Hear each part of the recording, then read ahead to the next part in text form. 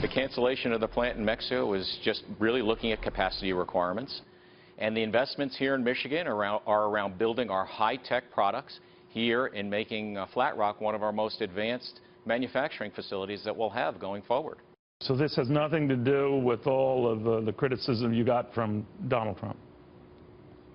Well, we're doing this decision based on what's right for our business. When we look at some of the tax and regulatory reforms that he's been talking about, that gives us a lot of confidence, and this is a vote of confidence that he can deliver on those things. Our own Neil Cavuto talking with Ford CEO Mark Fields today. Ford announcing it is canceling its plan to build a $1.6 billion plant in Mexico. Now Donald Trump criticizing another car company, GM, on Twitter with what people are saying is an off-base tweet. We'll explain that. Here's what Donald Trump said, quote, General Motors is sending Mexican-made model of Chevy Cruze to U.S. car dealers tax-free across the border. Make it in the USA or pay a big border tax. Let's take this to Liberty Alliance Public Relations Vice President Joe Wurzelbacher, who's also known as Joe the Plumber. Good to have you, Joe. Hey, thanks, Liz. Sure. Let's do some house cleaning here first. GM did fact-check Trump's tweet. It's saying that Cruze sedans are sold in the U.S. and that the ones that are sold in the U.S. are made at a factory in the United States. It's the Chevy Cruze hatchbacks that are, in fact, made in Mexico. Here's what GM said, Joe. Here's the statement. GM manufactures the Chevy Cruze sedan in Lordstown, Ohio. All Chevy Cruze sedans sold in the U.S. are built in GM's assembly plant in Ohio. GM builds the Cruze hatchback for global markets in Mexico, with a small number sold in the U.S. But here's the issue, Joe, and I think this is what Donald Trump is focusing on, that GM is laying off over 2,000 workers at 2 U.S. plants starting this month. Right, Joe? Exactly.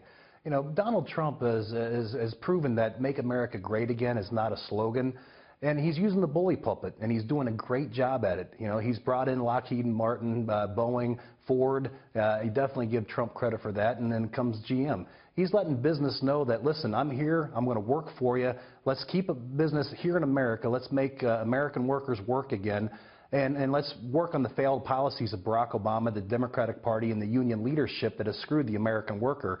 Donald Trump has been proven to be not even president yet, but he's going to be the president of Republicans, Democrats, union, non-union. He wants to make America great, and he's doing a great job of it right now by using that bully pulpit to, you know, throw shots over the bow and tell these businesses, you know, this is where the real work is going to be done, and this is how we're going to make America great, and we need your help to do it. And so he's just calling GM out, and I think it's a great way of doing it by using Twitter, getting around the media and putting it out there and letting them know that we're here to work, and we need your help to make it happen. We need to keep Americans working. You know, it's a different type of use of the bully pulpit, right? I mean, President Obama basically shamed American businesses for being successful, saying, you know what, you didn't build that. Now we've got Donald Trump being criticized for using the bully pulpit for basically strong-arming the companies that you just noted, including Boeing, Lockheed Martin, Carrier, and Ford. I mean, is this going to be a successful way in the long? Is this a long-term way to get companies to bring back manufacturing jobs? Yeah, it's hard to get people to do the right thing. So I'm really thankful for what Donald Trump's doing. Now, don't get me wrong, though. You know, a lot of people talk about Donald Trump not being truly conservative. And he's focusing on the economy, health care. He's going to focus on a lot of things that are going to help make America great again. The liberal agenda that Donald Trump has in some capacity, you know, we're going to fight at the state level and work through that. So, you know, the Democrats are really hitting him hard right now, but they're really, you know, hurting themselves, because Donald Trump's going to embrace a lot of things that they're going to want to do as well. So there's going to be a lot of give and take coming in the next 4 years. But mostly, if we can get this economy going back on, then the people can take care of the minutia that the federal government should be out of anyways. All right, Joe Wurzelbacher, Joe the Plumber, thank you so much for joining us.